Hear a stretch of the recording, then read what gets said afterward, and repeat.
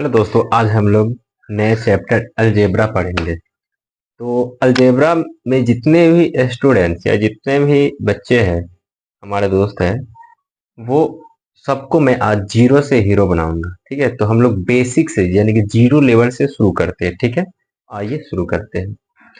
तो ये algebra chapter है और यहाँ पे a प्लस ए अगर जोड़ते हैं तो ये 2a बनता है। ठीक है, अगर सपोज दैट यहाँ पे बोल दे 2a प्लस 3a कितना होगा, तो ये 5a हो जाएगा। जब दोनों को जोड़ेंगे तो ये 5 हो जाएगा। ठीक है, अगर हम पहले घटाने का बात करते हैं, ठीक है, तो माइनस करते हैं। अगर a में से a घटाते हैं तो 0। अगर यहाँ पे 3a में से 2a घटाते हैं तो बचेगा a। ये हमें पता होना चाहिए। ठीक है, क्योंकि बहुत सारे बच्चे को देखते हैं कि इसी में गलती करते हैं। और गुना करना है, a में a से गुना करेंगे तो ये होगा a स्क्वायर। जैसे अगर हम 2a को 3a से मल्टीप्लाई करने के लिए बोल दे, तो दो में जब हम 3 से गुना करेंगे तो क्या होता है, ये हमें सिर्फ इस दोनों को गुना करना है। ठीक है, 2 और 3 को, तो 2 में 3 से गुना करेंगे तो 6 होगा, 2 में 3 से गुना करेंगे तो 6 होगा। और a है तो a में गुना होगा।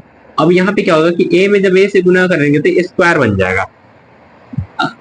ठीक है, अब यहाँ a को a से भाग देंगे तो इसका आंसर 1 होगा। लेकिन अगर a की पावर m को हमको भाग देना है a की पावर n से, तो जब बेस सेम हो तो हम क्या करेंगे, पावर को घटा देंगे। ठीक है, a की पावर m माइनस n हो जाएगा। a की पावर m के पावर n अगर हो तो a की पावर m n हो जाएगा। ठीक है, a की पावर m गुने b की पावर m हो तो हम इसको जब यहाँ पे, ठीक है, पावर सेम हो तो क्या कर सकते हैं, दोनों को गुना करके हम लिख सकते हैं ए बी के power m। A plus B का होल स्क्वायर अगर निकालना है तो A square plus B square plus 2ab। ये बहुत इंपॉर्टेंट है, वेरी वेरी इंपॉर्टेंट, क्योंकि इसका जो हम लोग प्रयोग करेंगे ना, आगे आने वाले प्रश्न में इसका उपयोग किया जाता है, इसका यूज करते हैं हम लोग।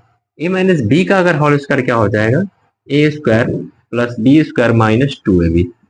ठीक है, इसको अगर सॉल्व भी करना है तो सॉल्व भी कर सकते हैं। सॉल्व कैसे करते हैं, आइए हम इसको सॉल्व करके एक को बता देते हैं। ए प्लस बी का होल स्क्वायर है, तो स्क्वायर है तो हम इसको 2 बार लिख लेंगे। ठीक है, A plus B into A plus B, 2 बार इसको लिख दिए। अब पहला ए से गुना करेंगे ए प्लस बी में। ठीक है, ए से गुना कर देंगे ए प्लस बी में, फिर प्लस बी से गुना करेंगे ए प्लस बी में।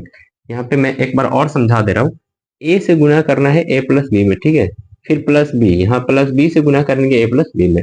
अब ए में जब ए से गुना करेंगे तो भी हम बताए हैं, यहाँ पे ए में ए से गुना करेंगे तो ए स्क्वायर प्लस, अब यहाँ ए में बी से गुना करेंगे तो अलग अलग है तो ए भी लिख देंगे।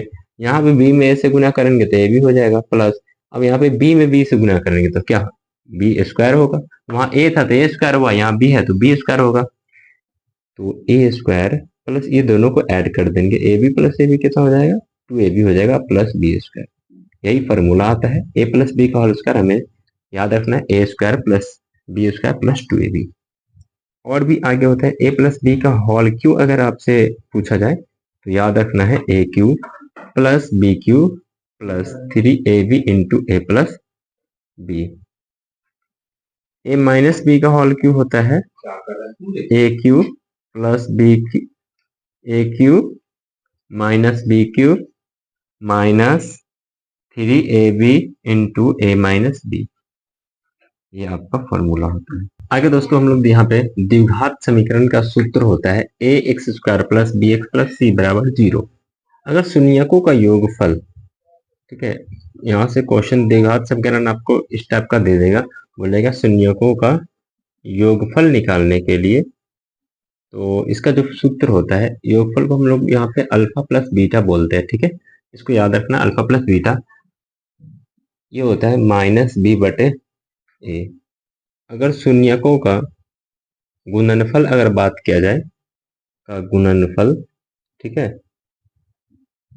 गुणनफल होता है अल्फा इंटू बीटा। ठीक है, तो ये होता है सी बटे ए। तो ये माइनस बी बटे सी बटे, ये अल्फा प्लस बीटा यानी कि शून्यकों का योगफल निकालने का फॉर्मूला है। और ये गुणनफल, जैसे अगर हम यहाँ पे एक कोई भी दे दे नंबर, जैसे 2x square plus 7x plus 6 is equal to 0, ये क्वेश्चन दे देगा आपको। ठीक है, और बोलेगा योगफल, और योगफल निकालने के लिए बात किया जाए, योगफल और गुणनफल अगर दोनों में से कोई भी बोले, ठीक है, हम आपको दोनों बता दे रहा हूँ, गुणनफल निकालना है तो क्या करेंगे हम लोग, योगफल निकालने के लिए वही alpha plus beta minus B बटे ए और अल्फा इंटू बीटा, ठीक है, माइनस सॉरी सी बटे ए हो गया। तो माइनस बी का मान, माइनस बी की जगह 7 है और ए की जगह यहाँ पे देखिए ए के मान की यहाँ पे 2 हो गया, बी का 7 हो गया और सी का 6, ये मान हो गया आपका दिया हुआ यहाँ पे। तो ए का जगह 2 लिख देंगे। फिर अल्फा इंटू बीटा का मान, अगर सी का मान कितना है 6, ए का मान 2 है तो 6/2 हो जाएगा।